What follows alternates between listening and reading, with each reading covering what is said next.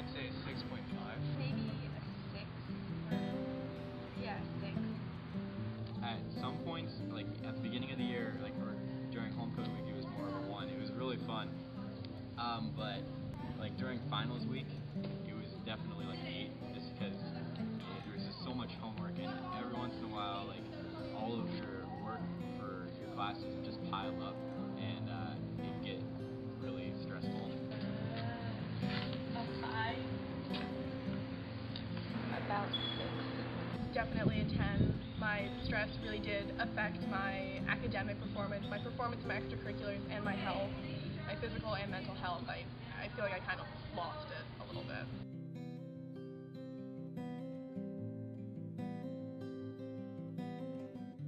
It was like in middle school, you don't realize it, but you're actually like kind of being controlled by like your teachers and stuff, and you don't have much choice. And then once you get to high school, be free. You kind of got to figure it out for yourself. And like on the first day of freshman year, you got to know where all your classes are. You got to try to fit in, and it's interesting. In middle school, where they expected a lot less of you, and also my school was a lot smaller, so I wasn't used to this huge wave of people constantly and just being, in a way, lost in a crowd. To plan my time out, because definitely I didn't have time to procrastinate. Have a lot more freedom and have a lot more responsibility. It definitely opened a whole new world to me, and there were lots of things to explore and different things to try and areas to become independent and free in. So that was definitely both cool and like a little bit pressuring. Academically, it was just a lot more stressful.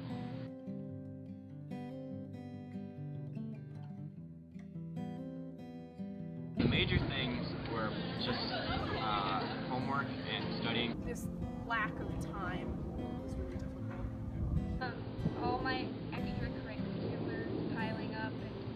I was juggling basically A's and B's, and I felt a lot of stress coming from like parents, peer pressure, and myself.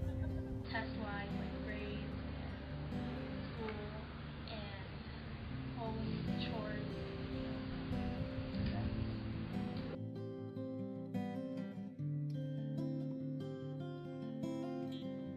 Parents were pretty supportive, and I had a lot of close friends to talk to, and they were also very sympathizing. Definitely art. It's always been a really great outlet for my feelings. Being organized and playing sports. Getting my mind off the stress and then coming back to it when I've calmed down. Sleeping. From my peers, my friends would always encourage me. They would say it doesn't really matter, like whether or not you get an A or you get a B. Like the past is in the past. You just have to look at the future, and there's a long life ahead of you, right? And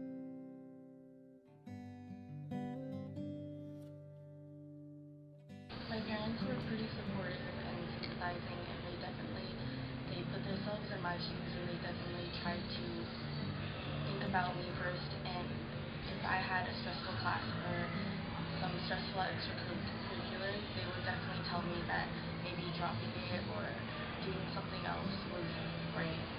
my parents would always be there to support me. So if I had a question, they would make room and time through their busy schedules to answer me, like teach me new subjects, teach me things that I was interested in. If I had a ton of assignments or a ton of stress, they let me maybe skip a class I didn't really need to be in and go to the library and study, or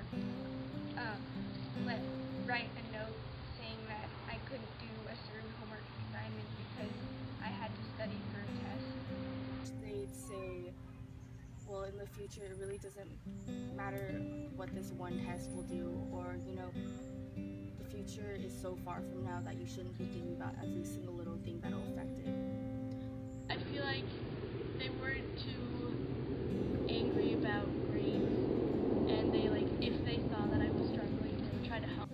I can talk to them whenever I need to. They're more like they're there for me, and Let me, do my thing, learn from my mistakes, and they didn't really, push me into anything I didn't want to do.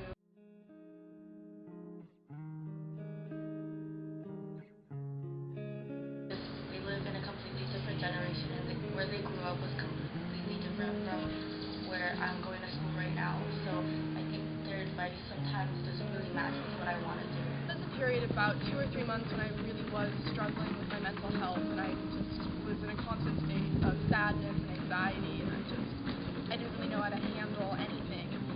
And I kept asking them, please, like, get me help, please, I need to talk to someone, I need to do something about these feelings I have.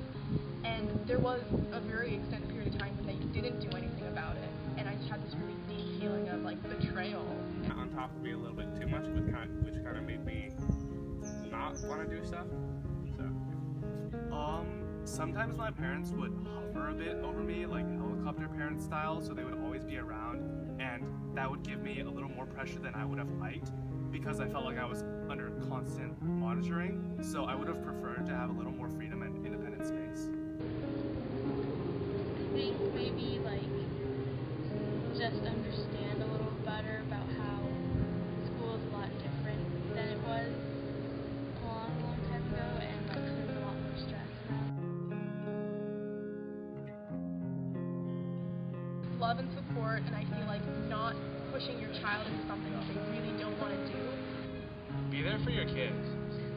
There's definitely going to be ups and downs in the year for your kids, and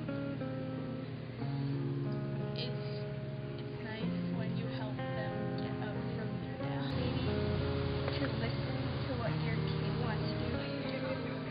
Be lenient towards your kids, but still help them. And remember, again, academics, test scores, they're not everything. That's not what defines an intelligent person. It's not what it defines a good person or a person who will be successful in the future.